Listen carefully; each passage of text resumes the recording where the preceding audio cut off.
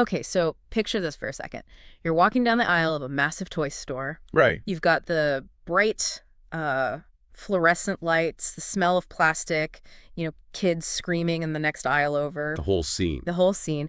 You pass the squirt guns, the Lego sets, the puzzles, and then sandwiched right there between Monopoly and Scrabble, usually on the bottom shelf, is this flat cardboard box. The Ouija board. Mm-hmm. It is, I think, maybe the most dissonant object in modern retail. It really is. It's sold as a parlor game. Yeah. A novelty item. Yeah. Mystifying fun. Right. The box usually has these retro graphics promising just that. But for a huge segment of the population, that box is something else entirely. It's not a game. No. It's a door. It's a telephone line to the dead. Or if you talk to certain groups, it's a hazard like leaving a loaded gun on the coffee table. And that creates this fascinating tension, doesn't it? You have an object that is, it's mass-produced in a factory, shrink-wrapped, and sold for $20. Totally disposable. And yet, it carries this immense cultural weight of genuine spiritual risk. It sort of occupies this liminal space between harmless sleepover thrill and actual occult ritual. Exactly. And usually when we open a deep dive on this topic, the stories, they follow a pretty standard script. You know the one. Oh, yeah. Teenagers in a basement. Teenagers in a basement, the lights flicker, the cup moves a little too fast, and everyone accuses everyone else of pushing it. It's the classic ideomotor effect debate. But today is different. Today, we are throwing that entire script out the window. We have to. The source material we're looking at today, it's a first-hand account. Mm-hmm. It moves completely beyond the realm of, did someone push the cup? We're not even in that ballpark. Not at all. We aren't talking about subtle movements or spelling out vague warnings. We're looking at a narrative that involves the total distortion of physical reality. We are talking about solid objects turning into liquid. We're talking about rooms losing their corners. This isn't a ghost story. It feels more like a glitch in the simulation or a descent into madness. It's visceral. It's hallucinogenic. And it all centers on this one specific encounter in London in the late 1990s that, it makes your standard haunted house story look like a bedtime fairy tale. So that's our mission today. We are going to unpack this single, intense narrative. We're going to walk through it step by step, from the construction of the board, which is a story in itself, all the way to the terrified aftermath. Because the details here are everything. Every single one matters. Every material used, every word spoken, it all builds this precarious house of cards that eventually, just collapses. And what makes this deep dive so compelling is that contrast. We start with something very, very mundane. Two friends, a sunny afternoon, noisy neighbors, and we end up staring at something that it defies the laws of physics. So let's set the scene. Take us back to the late 90s. Okay, so we are in London, United Kingdom. It's a pretty typical apartment setting. The source introduces us to two key people. Our protagonists. Exactly. First, we have the narrator. Mm-hmm. And let's think of him as the observer. He's our stand-in. He's us. He's a young man. He's curious, intelligent. He's skeptical enough to ask questions, but he's open enough to want to see the show. And then we have the friend. The friend. He is described as a self-proclaimed spiritual medium. Now, that's a loaded term, right? Huh? But in the context of the story, it just means he takes this very, very seriously. He believes he has a gift. He believes he can bridge that gap between worlds. And the dynamic here is crucial because the observer didn't just stumble into this. It wasn't an accident. No, not at all. He knew his friend used the board. He specifically asked, hey, show me how this works. I want to see it. It's that cat classic curiosity killed the cat setup, isn't it? Precisely. It's an initiated encounter. Yeah. The observer is asking for a demonstration. Yeah. So the friend agrees. He brings out the board. But, and this is the first red flag, the first moment where you realize this isn't Hasbro. This isn't a game. It's not a store-bought board. This is homemade. And I don't mean like he drew some letters on a pizza box. The construction of this thing is, it's unsettling. The source material is very specific about this. The board was crafted from the wood of an antique mirror. An antique mirror. Just let that sink in for a second. He took the wood from the frame, or maybe the backing, of an old mirror, and he wrote the letters directly onto it in black ink. Okay, let's unpack that. Why does that matter? Why go through all the trouble of destroying an antique mirror to make a Ouija board? Right. Why not just use a piece of plywood from the hardware store? This is where we get into the psychology of ritual. Yeah. Symbolically, a mirror is never just a piece of glass, is it? No. In almost every culture, mirrors are just They're heavy with lore. They're looking glasses. They are portals. They're sometimes seen as traps for the soul. Right, like in scrying. Exactly. In the occult tradition of scrying, a mirror is a tool to see beyond the veil. So by using the wood that framed a mirror... He's implying that the board itself is a frame for vision. You got it. Think about an antique mirror. What has it seen? It has reflected faces for maybe 50, 60, 100 years. It has a history. It has a memory, in a poetic sense. So by using that specific material, the medium isn't just building a board. He's building a device that is historically rooted in this concept of reflection, of sight, of the past. It just sets a psychological stage that is so much heavier than cardboard. You're already priming yourself to see something because you're literally holding a piece of a looking glass. Exactly. It creates an atmosphere of gravity. This isn't a game. This is an artifact. Okay, so they have the antique board. Now let's look at the setup, the ritual configuration, because they don't sit around a table holding hands like in the movies. No, the configuration is very specific, and you can almost feel it's designed to rule out fraud. Right, to prove it to the skeptic. Yes. They are sitting on the floor. The observer, our narrator, is sitting with his back pressed tight against the wall. Which is a defensive position, really. He's bracing himself. It is. He's anchored. He's not going anywhere. And the friend, the medium, is sitting about 6 feet away from him. 6 feet. That's a significant gap. I mean, if you're trying to fake a ghost moving a cup, you want to be close enough to nudge it with your knee or blow on it or something. Right. That distance is absolutely key. The medium places the board on his own knees. He takes a cup, inverts it so he turns it upside down, and places it on the letters. That's their planchette. Okay. But here's the constraint that changes everything. The medium claims the cup will move without being touched. Okay, this is the kicker. Because usually the way a Ouija board works, or the way skeptics explain it, is the ideomotor effect. Everyone has their fingers lightly on the planchette. You subconsciously want it to move to yes. So your muscles make these tiny, tiny micro movements that you don't even feel, and the cup moves. You swear you didn't push it. And you're technically telling the truth. But your body did it for you. Correct. But if the medium is sitting there with the board on his knees, and his hands are clearly visible and are not touching the cup, he is removing the ideomotor effect from the equation entirely. He's raising the stakes. He's not just suggesting a spirit will guide their hands. He's effectively saying, I'm going to use telekinesis. That's it. He is claiming that he can enter a trance state where his mind, or a spirit channeled through him, will manipulate physical matter across that 6-foot gap. He is telling the observer, watch this, no hands. So the stage is set. You've got the antique mirror wood, the black ink, the inverted cup, the 6-foot gap. The medium closes his eyes. He tries to enter this trance. And then they wait. They wait. And they wait. The friend attempts to enter this state for 15 minutes. 15 minutes is a surprisingly long time to sit in silence on the floor, just staring at a cup. I mean, most people would get bored after 2. It creates a tremendous amount of tension, right? The observer's watching, hyper-focused, just waiting for the magic to happen. Right. But, and this is one of my favorite details in the entire source because it feels so incredibly real, instead of magic, reality crashes the party. It's the neighbors. It is the neighbors, specifically the sound of a lawnmower. Someone outside is just cutting the grass. And to add to the chaos, there's a woman, the wife of a neighbor in the apartment below, who starts screaming and yelling about something. I love this because it's so anticlimactic. You're trying to summon the spirits of the dead. You're trying to break the laws of physics. And outside, it's just chores. Just Tuesday. It's domestic arguments and yard work. It couldn't be more mundane. And it serves a crucial function in the narrative. It anchors the story in the real world. It establishes that the observer is fully awake. He isn't hypnotized. He isn't drifting off into some dream state. No, he's annoyed. He is annoyed. He's listening to a lawnmower. He is grounded in the here and now. It's like a control group for reality. You can almost hear him thinking, I know I'm awake because that lawnmower is really bugging me. Exactly. And the noise is too much for the medium. He just breaks character. He snaps out of his attempt. He can't concentrate. He admits he can't focus with all that racket. He says, I can't do this right now. We'll try again later. So the seance is a bust. It's a total failure. Technically, yes. The formal ritual has failed completely. And this is where the narrative structure is just brilliant, because our guard goes down. The observer's guard goes down. The whole tension deflates. The show's over. The show is over. The friend takes the board, and he leans it against the wall to his left. And the source notes a specific detail about how he leans it, which seems important later. It does. It says the mirror side, or the side that was the reflective backing of the frame, is facing the wall. So the object is put away.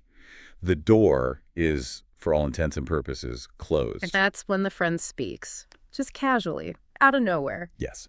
He's just sitting there, probably frustrated, maybe a little embarrassed that his big demonstration was a flop. And he just speaks into the empty room. He says, "Come on, Robert. Where are you?" Come on, Robert. Just like you'd call a dog that's hiding under the porch. Or a friend who's late for dinner. It's so informal. Who is Robert? Robert was the friend's cousin who had passed away some time ago. This was the target. This is the specific spirit he was trying to reach during those 15 minutes of silence. But Robert didn't show up when he was being formally invited during the ritual. Oh. He shows up when the invitation is casual, almost an afterthought. It's the unguarded moment. There's a theory in paranormal research that intent, genuine intent, matters more than ritual. When he was trying to perform the seance, there was too much pressure, too much ego involved. He was trying too hard. Exactly. But when he gave up, when he just reached out with genuine frustration and longing, "Come on, Robert," that's when the connections start. And the reaction is instantaneous. Immediately. The observer doesn't see a ghost float through the wall. He feels a biological shift. The source says all the hair on his hands stood up. That is the fight or flight response.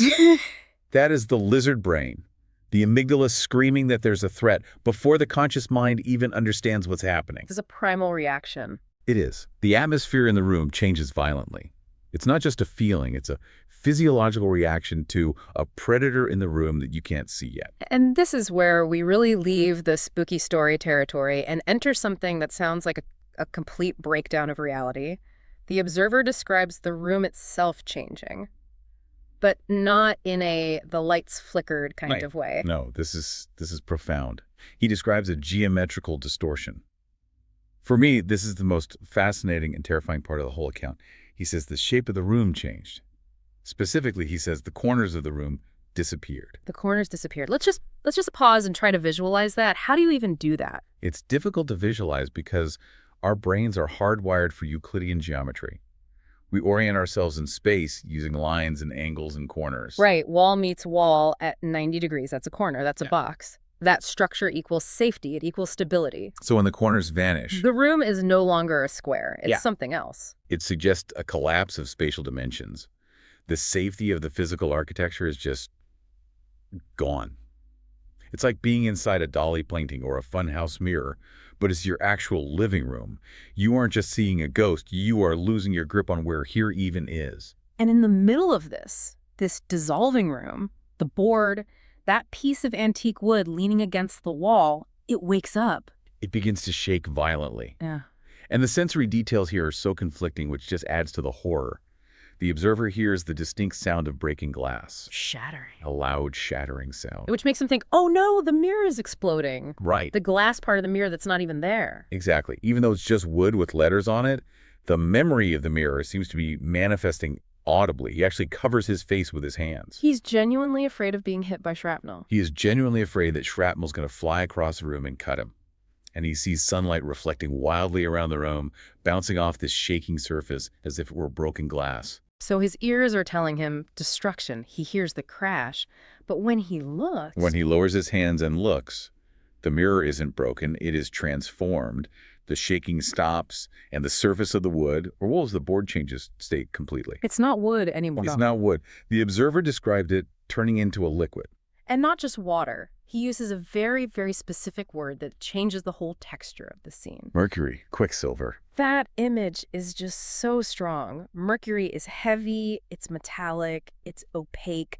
It's not a window you look through. It's a substance. It's alien. And it's reflective. It suggests a state of matter that is fluid but impenetrable. It's a very alchemical image, actually. How so? Well, in alchemy, mercury is often seen as this chaotic, transformative substance, the prima materia, the raw stuff of creation. So the wooden board has essentially dissolved into this pool of vertical liquid metal. And out of this pool of liquid mercury, something begins to emerge. Yeah. I mean, this is the part where I would have been out the door. We aren't talking about a wisp of smoke or a shadow. No, this is physical. Yeah. Hands emerge from the surface. 3D objects coming out of a 2D plane. Just imagine that. It's like hands pressing out of the wall, but the wall is liquid. Unbelievable. Emerging from the mercury. And then a figure pulls itself out. The observer describes it as a strong man, a figure with a muscular, powerful build, pulling itself out of the liquid in a semi-form. A strong man. That's such an interesting descriptor, isn't it? Usually ghost stories describe figures as pale, gaunt, waif-like, the tragic Victorian spirit. Right. This thing is jacked. It's physical. It implies power. Yeah. It implies force. This isn't a fading memory. Mm. This is something with mass, with presence. And it has intent. The figure doesn't just stand there or drift aimlessly. No, it acts. It pulls itself out of the mercury and it looks directly at the observer. That eye contact, that's the moment of connection. That's when it gets personal. It validates the observer's presence. It creates a circuit. I see you seeing me. This is not a recording playing on a loop. It's a live interaction. And the observer is just stuck in that loop of total disbelief. The source says he was literally asking himself, is this real? Is this actually happening? While he's staring at a torso made of liquid metal. How could you not? Your brain has no file for this. No frame of reference at all. Now, we have to connect this back to the trigger. The friend called for Robert, his cousin. But this Mercury man doesn't look like Robert. The source is ambiguous on that point. And I think that ambiguity is what makes it so terrifying. He describes it as a strong man, a semi-form. He doesn't say, and then I saw my friend's cousin Robert smiling at me. Yeah. He sees a raw manifestation of something. So this raises a huge question. Did the friend summon his cousin, or did he just open a door that allowed something to come through, something that took the form of raw power? It's the classic monkey's paw scenario, isn't it? Yeah. He called a name, but he didn't control who or what answered the phone. Right. Or, to play devil's advocate, perhaps Robert, stripped of his human form, just looks like raw energy. Right. But the description strongman feels predatory. It feels like an intruder. It's like dialing a familiar phone number, but a monster picks up. So this figure is there. It's looking at him. The room has no corners. And then what? Then comes the snap. Yeah. Just as suddenly as it appeared, the figure vanishes. Gone. The mirror returns to being a solid object. The room snaps back into its proper square shape. And the soundscape, what does he hear? The lawnmower returns. That is cinematic perfection. I mean, you couldn't write it better. It creates a perfect loop. The sound of the neighbors mowing the grass returns immediately. It implies that this entire event, the time where the room lost its corners and the Mercury Man appeared, it happened in a pocket of reality, completely disconnected from the outside world. Like a time slip or a bubble. Exactly. The world kept turning, the grass kept being cut, the neighbors kept arguing, but inside that room, for those few seconds or minutes, physics had taken a holiday. They had stepped out of the flow of time. So the observer is sitting there, probably hyperventilating, trying to understand what just happened. What about the friend, the medium? What was his experience? The friend is in a state of paralysis. He couldn't move during the entire event. He was frozen. Okay. But here is the twist that really makes you reevaluate the whole story. The friend wasn't looking at the mirror. Wait. He wasn't looking at the Mercury Man? He was the one who called him? No. He was staring at the observer's face the whole time. So he didn't see it. He missed the whole thing. Well, that's the complicated part. After the paralysis lifts, the friend claims that he saw everything that happened. He saw the mercury, the hands, the transformation, the figure. How? He says he saw it inside his mind. Okay, let's stop right there. This is a huge distinction. The observer, our skeptic, the guy watching, he saw it with his physical eyes. He covered his face because he thought physical glass was about to explode. It was an external sensory experience for him. But the medium, the channel, he saw it as a mental projection, an internal vision. This brings us to the core philosophical mystery of the experience. There are, I think, two main ways to interpret this, and both of them are equally unsettling. Okay, break them down for us. Theory one is what you might call the projected hallucination. Okay. The idea is that the medium entered such a profound state of trance that he projected his internal visualization outward. He was broadcasting the signal so strongly that the observer's brain picked it up and decoded it as sensory data. Yeah. The room didn't really change. The observer's perception of it did. So the medium essentially hijacked the observer's reality. He forced him to see what he was imagining. Yes, it's a form of telepathic overlay. The ghost wasn't there physically, but the shared psychosis, if you want to call it that, was so powerful it felt physical. It generated real fear, real physical reactions. That is, in some ways, even more terrifying. It means your reality isn't your own. It can be overwritten by someone else's mind. What's theory two? Theory two is that the medium acted as the antenna. He opened the channel mentally, yes. He was the conduit. He was the conduit. But the energy he channeled was real. It physically manifested in the room. In this version, the medium perceived the source, the connection in his head, while the observer perceived the result, the physical anomaly happening in the room. So the medium was the projector in the room, and by extension, the observer became the screen. That is a very, very good analogy. The Mercury Man might not have had biological mass, but it had optical mass. It reflected light. It occupied space. The observer certainly treated it as a real physical threat. And the aftermath supports that trauma. I mean, the observer doesn't stick around to analyze the data. He doesn't say, hey, that was neat, let's do that again. No, he flees. He gets out of that house immediately. And as he's leaving, he describes a sensation that is so classic in these encounters. The feeling of being followed. The sensation that it's not over just because you left the room. That something latched on. He feels like something is trailing him down the street. It's that lingering psychic static. And he makes a vow, which the source is very clear on, that he will never return to that house. And the specific fear isn't just, I don't want to see a ghost again. It's specific to the mirror, isn't it? Yes. He fears being pulled inside the mirror. Which brings us full circle right back to the start. The board was made of a mirror. The entity came out of a mirror-like substance. And the lingering fear is that the mirror is a two-way street. Exactly. If something can come out, you can go in. And when you consider that the room lost its corners, where exactly would you be going? That's the nightmare scenario right there. It really is. If the geometry of the room can dissolve, then being pulled into that mirror implies entering a space where the rules of existence just don't apply. You aren't stepping into a reflection. You are stepping into the void. You are stepping into the mercury. It really makes you wonder about the materials we surround ourselves with. We think of objects as inert. You know, wood is wood, glass is glass. But this story suggests that objects have a kind of memory. Or a potential. That using an antique mirror for a ritual carries the weight of everything that Mirror has ever seen. It acts as a battery. Or maybe a lens. And in this case, the discharge was powerful enough to manifest a man of liquid mercury. It suggests that the danger of the Ouija board, or any ritual, isn't necessarily just the spirit you summon. The danger is the mechanism itself. You are tampering with the walls of your own perception. You're shaking the foundations of the house, basically, and you don't know it's going to crack. Exactly. Whether it was the antique wood or the intent of the medium or the combination of the two, they managed to destabilize their local reality. They thinned the walls. You know, I'm still stuck on the image of the neighbors again. I just can't get past it. It's powerful. The idea that while this absolute cosmic horror is unfolding, a man pulling himself out of liquid metal, corners vanishing from reality, someone is just mowing the lawn. Totally oblivious. It's the indifference of the universe in a nutshell. The mundane world protects us. It just chugs along. And usually we stay in that lane. We stay with the lawnmowers and the arguments and the grocery shopping.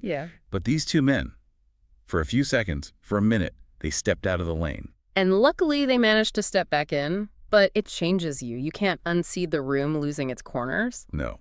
Once you know that reality is that malleable, you never quite trust the solidity of the ground beneath you again. You always wonder in the back of your mind if the corners are going to dissolve again. So let's wrap this up. After going through all of that, what does this all mean for us, for you, the listener? I think it's a powerful reminder of the power of intent and the deep mystery of perception. Whether you believe in spirits or you believe in the power of the human mind to project hallucinations, the end result is the same. The world is not as fixed as we think it is. And maybe, just maybe, if you have an antique mirror in your house, don't saw it up and write the alphabet on it. Just let it be a mirror. That seems like very, very sound advice. Leave the antiques alone. Before we sign off, I want to leave you with a final thought to mull over. The friend said he saw the whole thing in his mind. The observer saw it with his eyes. If you can walk into a room and physically see the monsters that are living in someone else's head, who is actually haunting who? And when the corners of the room disappear, where exactly are you standing? Something to think about while you're mowing the lawn this weekend. Thanks for diving deep with us. We'll catch you in the next one. Hey, bye.